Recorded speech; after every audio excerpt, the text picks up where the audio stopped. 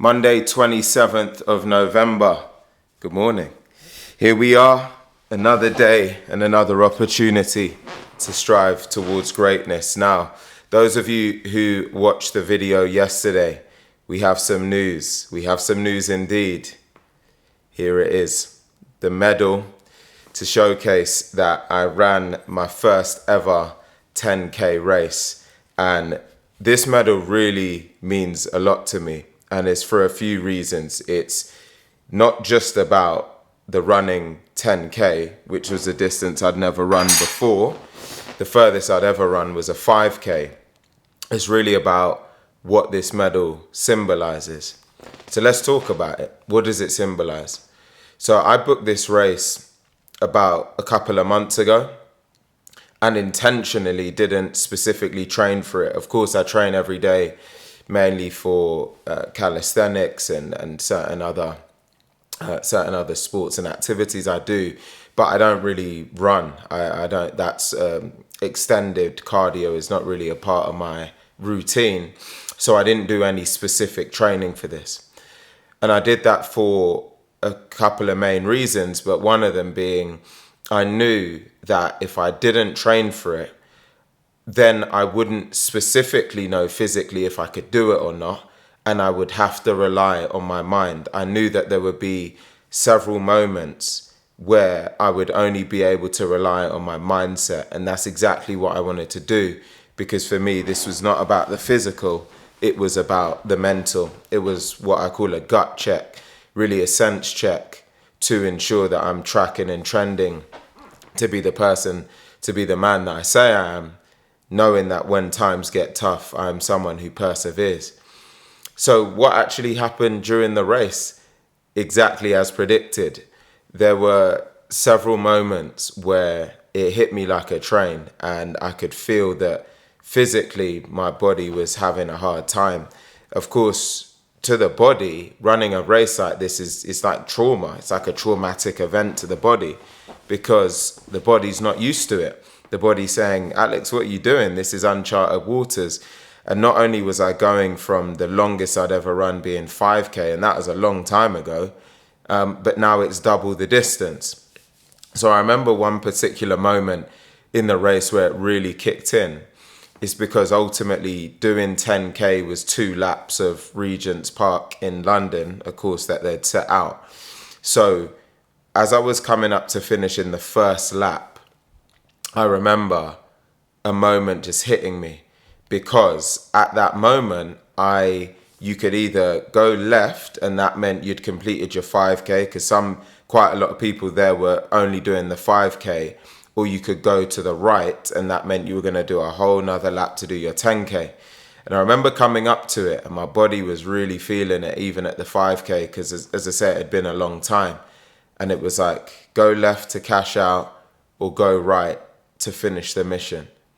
And for a split second, your brain wants to tell you, cash out now. There's no way you can do another 5K. I was already feeling it. But I said, absolutely not. I said, there's nothing that is going to stop me getting to that finish line. I said, even if I have to crawl, whatever it takes, I'm getting to that finish line. And so, of course, I went right. And I just kept going. And my body was just, at points, felt like it was really starting to crumble. And I said, I just keep going. I said, no matter what, you just keep climbing, keep walking forward, keep marching forward. Nothing can stop me getting to that finish line. The other points I didn't add, which I did intentionally, because I had a couple of people say, Alex, why don't you do this like in springtime or in summer? Absolutely not. The other part was I wanted to do this in tough conditions, in the hardest conditions I could, being based in the UK. And so it was freezing cold. I couldn't even feel my hands before the race started. My feet felt completely numb. It was cold. The grass was wet. It was cold, wet and windy. You know, the classic trio, cold, wet and windy. There was nothing about the weather that was nice or pleasant. We did run on the concrete, but to register and to warm up, we spent most of our time on this cold, wet grass, and my trainers were, getting hammered. it was just not pleasant conditions. So everything about it was not pleasant conditions, not prepared. And I was also completely fasted. So I'd had no food at all.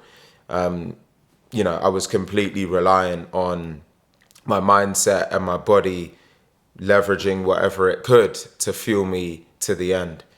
But the main thing is, as we say, we got it done. And it was great proof and evidence to myself of just more validation of what I'm made of. And the message from this is that this isn't about just being born with a resilient mindset that allows you to push through. As I always say, you have to earn it every day.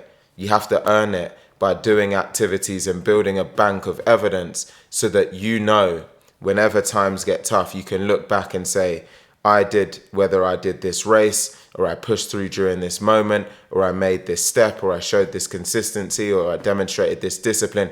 You've got to earn it every single day, because no one's just entitled to feeling this way. You have to earn it. When it's tough, be the person that pushes through. When they're trying to get at you, be the person that marches forward. You've got to continue to build a bank of evidence. Now this is added to my bank of evidence, so it gives me just even more fuel to know when it's tough, when I feel mentally like I'm feeling it, when my body's crumbling, because right now I am sore.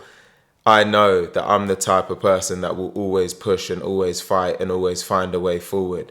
So think about, for you in your life, what are you doing to continue to build your bank of evidence today? And if you haven't done anything, today is a new opportunity to either book something or actually take action on something today. Hope you've enjoyed this one. Have an incredible start to your week. And as always, keep climbing.